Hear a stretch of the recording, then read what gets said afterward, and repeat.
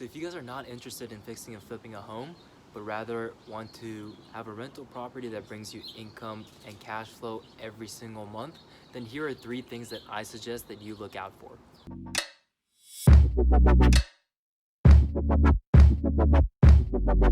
Getting a rental property can be a great way to get monthly cash flow.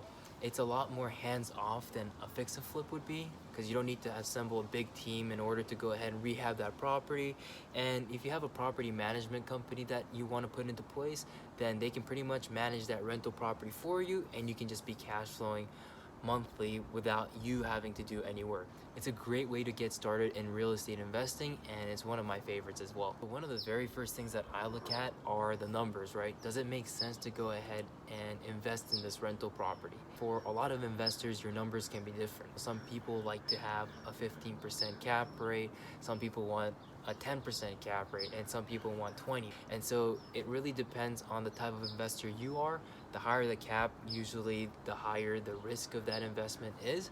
But again, it really depends on the property and the market that you're in. Doing that due diligence and figuring out the numbers for the rental properties, I believe, are one of the most important things that you should be looking out for. One of the ways that I determine whether or not a property can be a good rental property or not is to follow the 1% rule.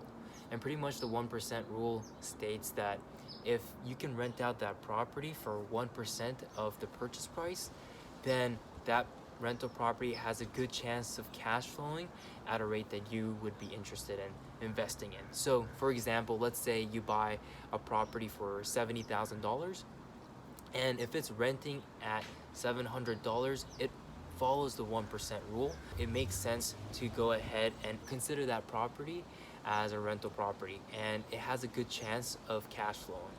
But let's say that you buy it for $70,000 and then the market rent is only at about $400 or $500, then you might have a difficult time cash flowing from that rental property, especially if you're trying to use leverage and financing as well. That could really kill your cash flow, and it might not be a good investment for you. So that's why in places like LA, San Francisco, New York City, it's really hard to find cash flowing properties. I'd say almost impossible, because it doesn't follow that 1% rule. You're buying $1 million homes, but then you can't rent them out at $10,000. It usually rents out for like $4,000 or so. And places like California and New York, they're not really landlord friendly. That's another thing that we can go into.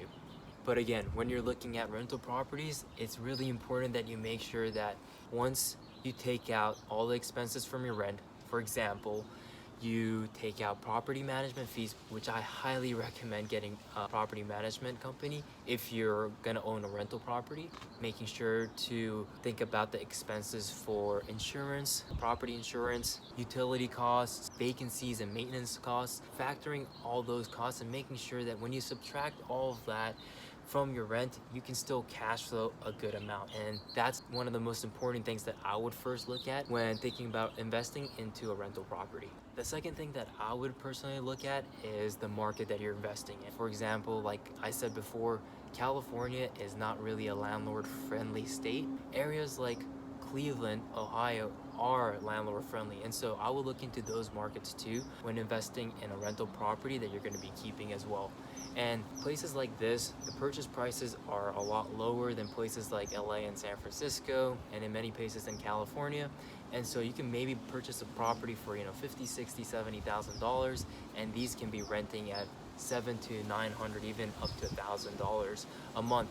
And most of the time it does follow the 1% rule as well, so the numbers also make sense. And a lot of times you can also look into appreciation of that property as well, but I wouldn't bank into it. It's more of a cash flow play. So in these markets, you're looking to get a stable monthly cash flow that you can keep forever. I would recommend looking at these markets specifically and figuring out whether or not it works for you, because again, every investor is different.